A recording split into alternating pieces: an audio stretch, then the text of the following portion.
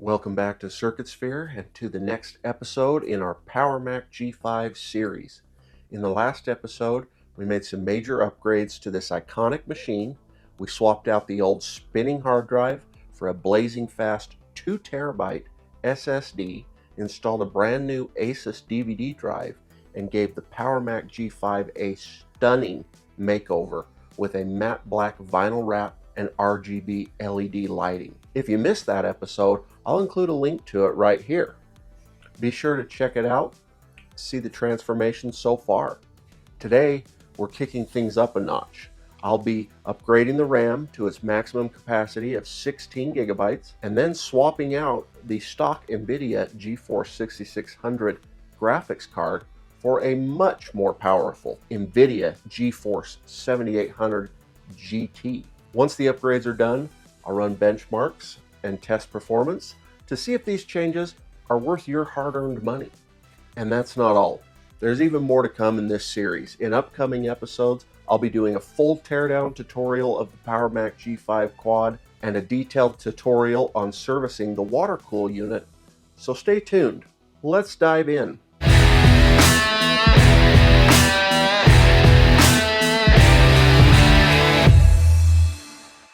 To start off, I'm going to unbox and install the additional RAM. I ordered this RAM from Otherworld Computing. It's brand new and it cost $92.12. Installing the RAM is pretty straightforward. First, obviously, power off the computer and unplug the cord from the back. Then, remove the metal side cover followed by the plastic airflow cover. Next, slide out the front inlet fan to reveal all the RAM slots. In the last video, I installed 7 gigabytes of RAM, which is what I had on hand at the time. I started by removing that RAM and then installed the new RAM into the empty slots. One important thing to note is that the RAM must be installed in pairs.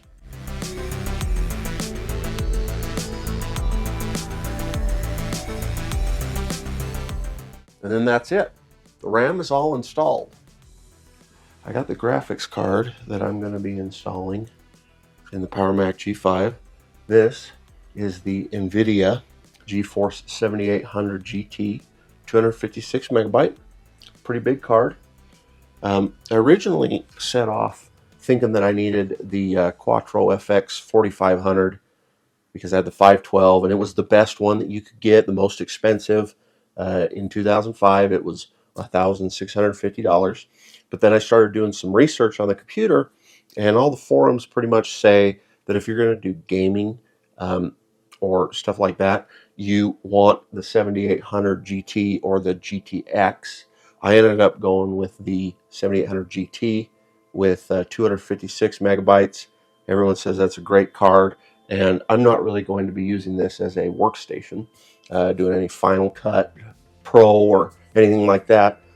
Most I'm going to be doing is gaming and just using it for my retro computer projects. So I ended up going with this that I was able to pick up on eBay. So let's go ahead and install it. All right, dive into it. Always unplug the power.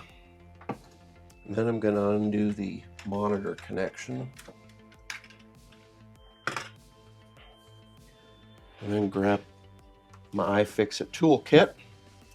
As always, link in the description below. There's one screw in there that is holding the graphics card in place. Just got to remove it. Make sure it doesn't fall into the computer. And it fell into the computer. And then there's a little tab right in here that you got to kind of hold up as you gently pull out the video card. Before we install it, let's take a look at the comparison between the 6600 NVIDIA that comes stock with this machine and the upgraded video card. Twice the size. Pretty impressive. This does require an extra connector that we plug into the motherboard right up here. And then we'll slide this in.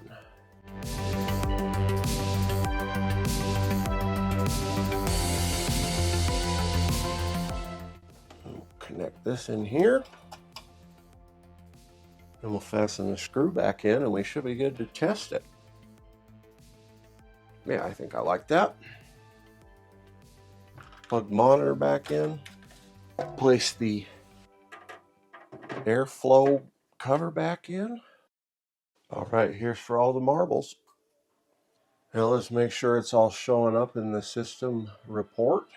We got our 16 gigabytes of DDR RAM that we installed. DDR2, pardon me.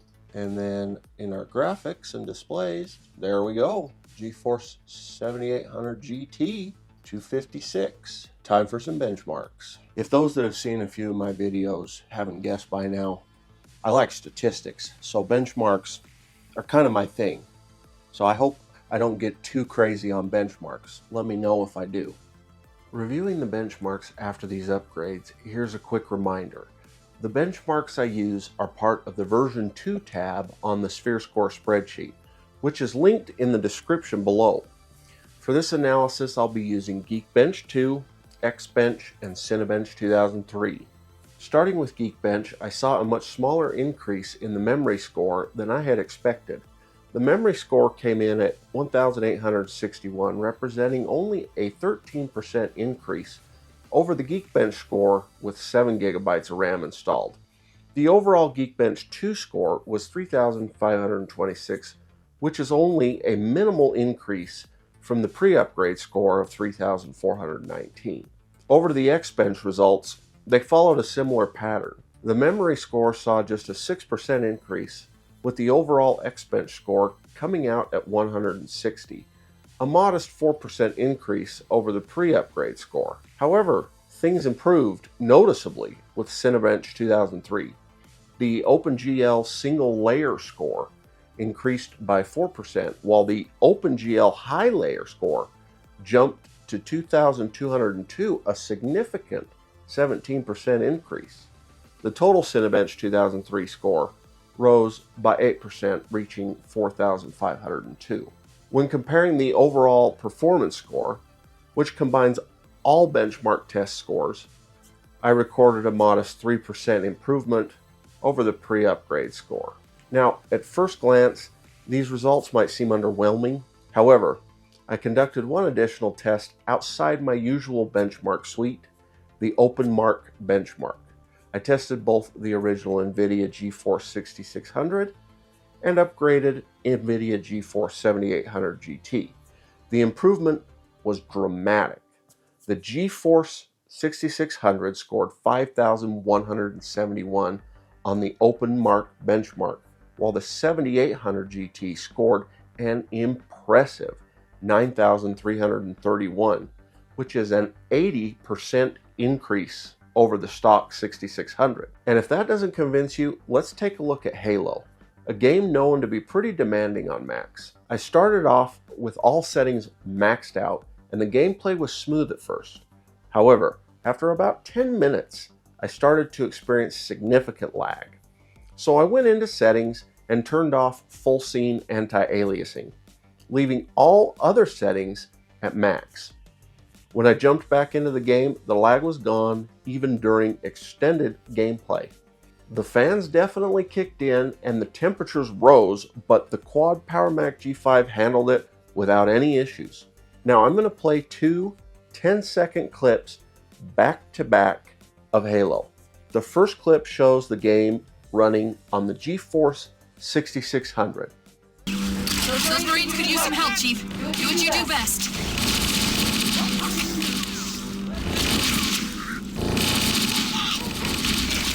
Now, take a look at the difference in clarity and image quality with the GeForce 7800 GT.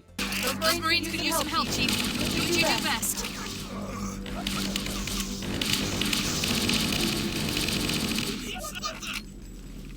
Everything is so much sharper with significantly more detail. From the fire shooting out of the gun as you pull the trigger to the clarity of the ammo count before reloading. The improvement is undeniable. I'm genuinely impressed with the performance enhancements the 7800 GT brings to the table. Throughout this series, I'll be keeping track of how much I've spent on this PowerMac G5 build. And here's the breakdown so far. I spent $308 on the computer itself. $109 went towards the 2TB Western Digital Red SSD. The new Asus DVD drive cost $30. I purchased 12 gigabytes of additional RAM for $92. The Monster LED strip for RGB lighting was $15. And finally, the GeForce 7800 GT from eBay cost $120. That brings the total so far to $674. After completing the upgrades and running all the tests, I have to say I am impressed by what the PowerMac G5 Quad 2.5 GHz can still do.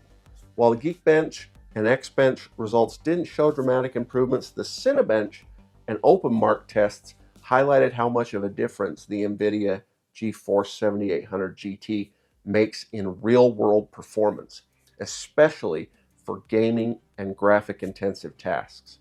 That being said, I don't think it's necessary or good use of your money to max out RAM unless you're like me and just have to do it for the satisfaction of maxing it out.